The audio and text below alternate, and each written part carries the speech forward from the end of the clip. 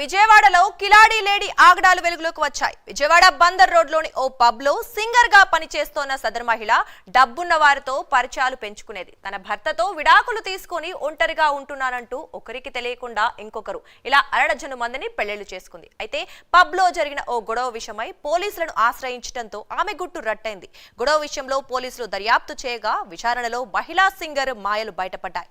June 5న ఒకరిని, June 27న మరొకరిని పెళ్లి చేసుకుని వారి నుంచి లక్షల్లో వసూలు చేసింది. అయితే కిలాడి సింగర్ బాధితుల్లో ఒక వ్యక్తి భార్య ఫిర్యాదు చేయడంతో మహిళా సింగర్ పై పోలీసులు కేసు నమోదు చేశారు.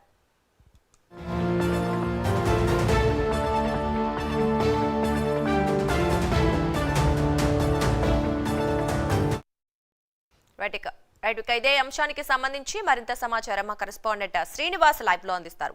చెప్పండి శ్రీనివాస్, విజయవాడలో కిలాడి లేడీకి సంబంధించిన అంటే సింగర్ గా కూడా తెలుస్తోంది, ఒకరే కాదు అరడజన మందిగా పెళ్లి చేసుకున్నట్లుగా కూడా తెలుస్తోంది. ఏంటి బద్ది సంబంధించిన వివరాలు?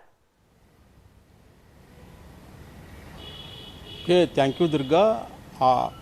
తన అందం అలాగే అందంతో పాటు తీయని మాటలు, ఇదే ఆ కిలాడి లేడీ మాయలేడీ పెట్టుబడి. ఒక పబ్బులో పనిచేస్తున్న కిలాడి లేడీ తన అందంతో తన మాయ మాటలతో కూడా పలువురిని ఆకర్షిస్తూ ఇదే పనిగా పలువురి వ్యక్తులతో కూడా పరిచయాలు పెంచుకుంది. ఒక పబ్బులో సింగర్గా పనిచేస్తున్న సమయంలో పబ్బులో వచ్చే పలువురు పురుషులతో కూడా అక్కడ వచ్చే పలువురు వాళ్ళతో కూడా అందులో కూడా ఎవరైతే ధనవంతులు ఉంటారో వాళ్ళ డబ్బులున్న వ్యక్తులతో కూడా పరిచయాలు పెంచుకుంటుంది. ఆ పరిచయాలతో వాళ్ళతో తనకు పెళ్లి కాలేదు, తనకు పెళ్లి అయినా కూడా తన భర్తకు విడాకులు ఇచ్చాను, తాను ఒంటరిగా ఉంటాను అని చెప్పేసి కూడా ఇలా ఒక్కొక్కరి దగ్గర ఒక్కొక్క రకంతో మాయ మాటలు చెబుతూ కూడా వాళ్ళందరినీ తన వలలో వేసుకునేది.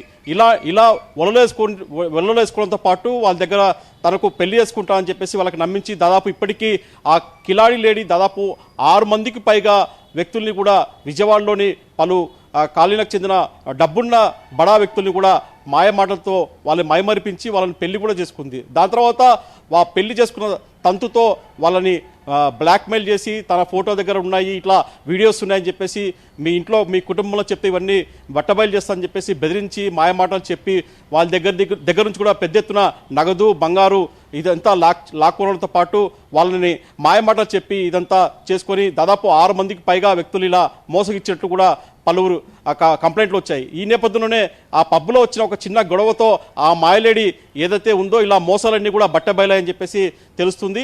ఆ మాయలేడి పబ్లో జరిగిన ఒక ఘర్షణ విషయంలో ఒక పోలీస్ స్టేషన్కి వెళ్ళి తన మీద ఆ కంప్లైంట్ ఇచ్చింది. అయితే ఆ కంప్లైంట్ విషయంలో ఈ మాయలేడి వేషాలన్నీ కూడా పోలీసుల విచారణలో ఒక్కొక్కటిగా వెలుగు చూస్తున్నాయి.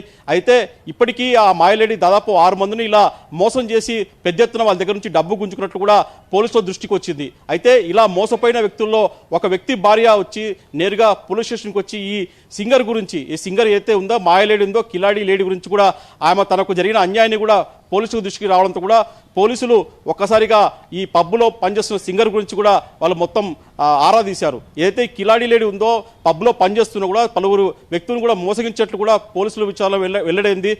ఇప్పటికీ 6 మందికి పైగా వ్యక్తులను కూడా ఇలా మోసపూరిత మాటలతో తన వలతో కూడా 6 మందిని పెళ్లి చేసుకున్నట్టు కూడా పోలీసుల విచారణ వెల్లడైంది.